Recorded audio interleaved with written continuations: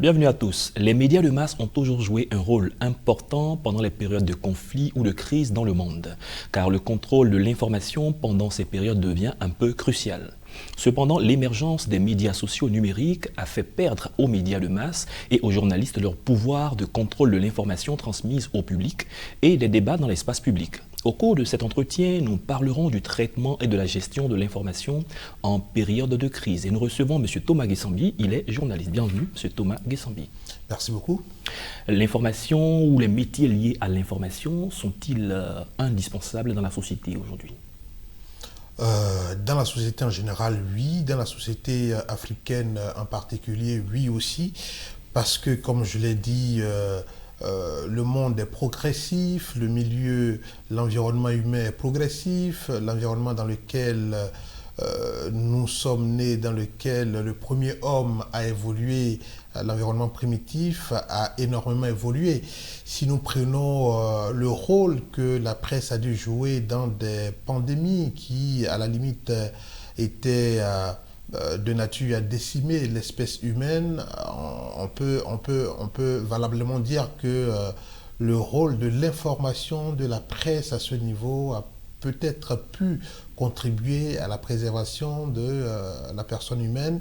Et bien entendu, dans un contexte où la guerre économique est à la limite inhérente à la vie humaine, dans l'entrepreneuriat, dans tout ce que nous faisons, il faut naturellement que l'information soit partagée.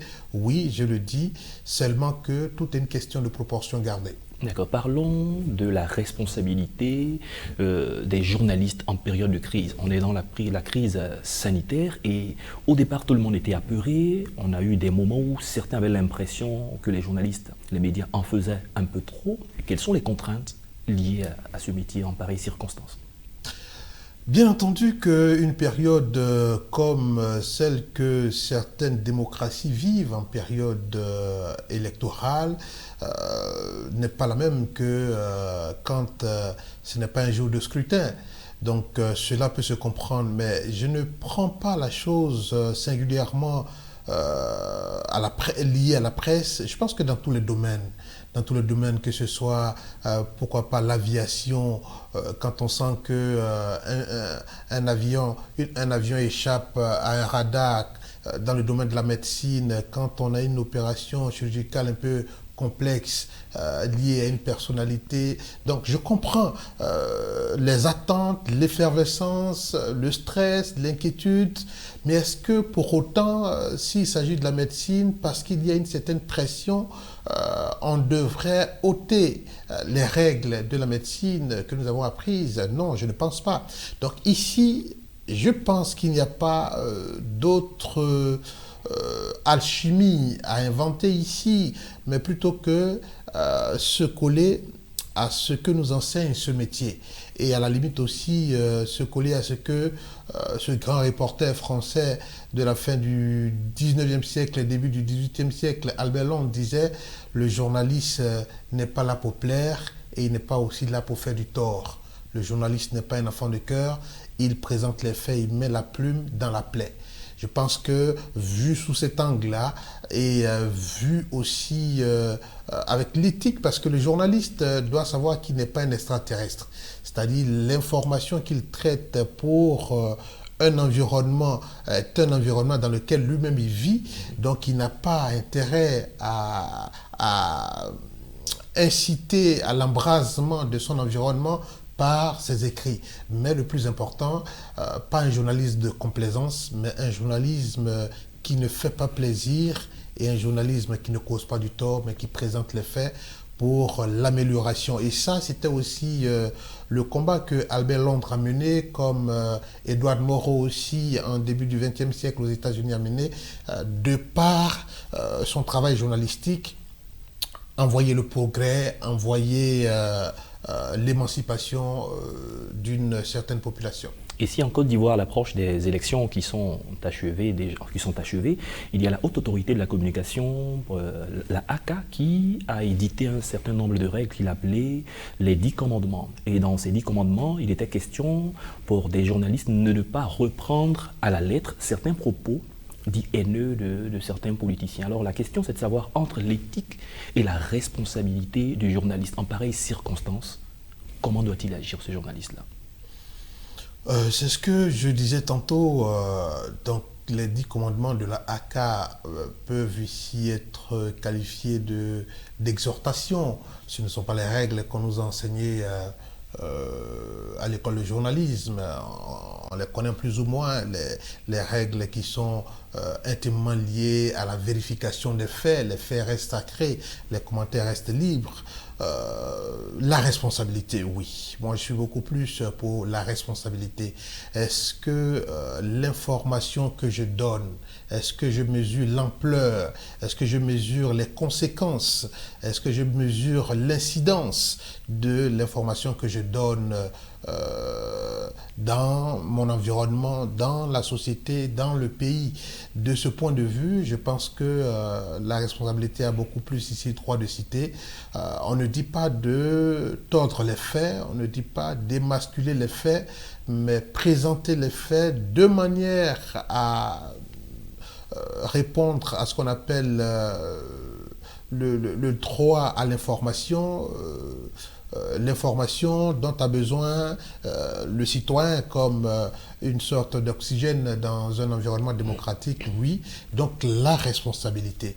Je pense que si la responsabilité habite le journaliste, il y a ce que la loi peut nous permettre, mais il y a aussi ce que nous savons être utile et important à la construction d'une société à laquelle nous appartenons. Aujourd'hui, avec l'expansion des réseaux sociaux, la digitalisation, il y a un nouveau concept qui est né, le journalisme citoyen. Tout le monde veut écrire, tout le monde veut informer, sans suivre les règles de base du journalisme, et tout le monde va sur Internet pour avoir ses premières informations aujourd'hui, en tout cas la majorité. Est-ce qu'avec l'évolution des choses, le métier de journalisme ne tend pas à disparaître, ou du moins sous d'autres formes à disparaître? Fort heureusement qu'il y a des règles et des lois qui encadrent cette profession. Vous savez, je vais peut-être partager avec vous rapidement, même si le temps nous court dans le dos, cette espèce de métaphore qu'un de nos enseignants nous avait partagée. Son voisin du quartier qui le voit, ce professeur qui est journaliste, et son voisin du quartier qui est un commissaire de police qui l'approche pour lui dire j'ai mon petit frère qui est vraiment un très bon bavard à la maison, il est toujours en train de bavarder, il discute un peu partout, je pense qu'il ferait un très bon journaliste. Est-ce que vous pouvez le prendre, vous pouvez l'engager? Et donc le professeur naturellement lui dit ok, j'ai compris. Et le professeur réfléchit aussi un jour, retourne voir le commissaire. J'ai mon petit frère qui se bagarre, vraiment toujours dans la rue en train de se bagarrer. Je pense qu'il ferait un très bon commissaire, un très bon policier. Est-ce que vous pouvez? Non, ce n'est pas une question de talent naturel, inné. Il y a une école pour cela, il y a une formation pour cela, il y a des règles pour cela.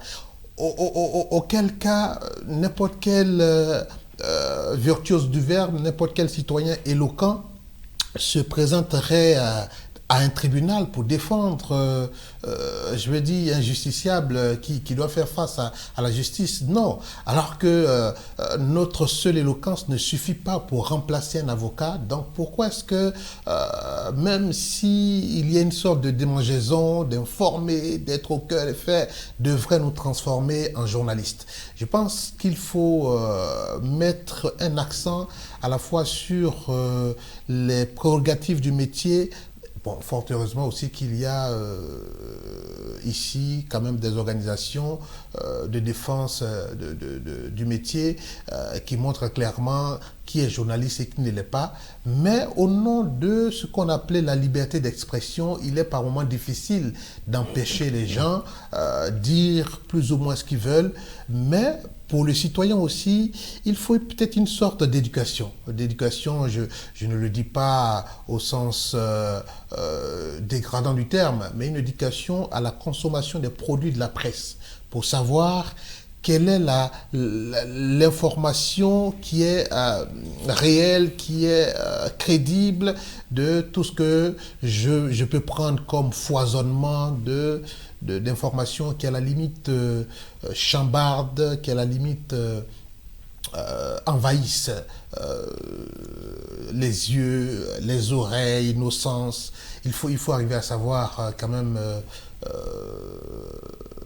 faire le distinguo de le vrai de l'ivraie. Parce que après, on est obligé de parler maintenant de fake news, on est obligé de parler de montage grossier, des images qu'on transporte, qui ne sont pas du tout dans un contexte dans lequel nous sommes, dans lequel nous voulons informer. Donc c'est tout cela pour moi. Merci, Monsieur Thomas Guessambi, d'avoir accepté de répondre à nos questions. Vous êtes journaliste et avec vous, nous avons parlé du traitement de l'information en période de crise. Merci beaucoup, c'est moi qui vous remercie. C'est la fin de cette émission. Merci à tous de l'avoir suivi. Bonne suite de nos programmes.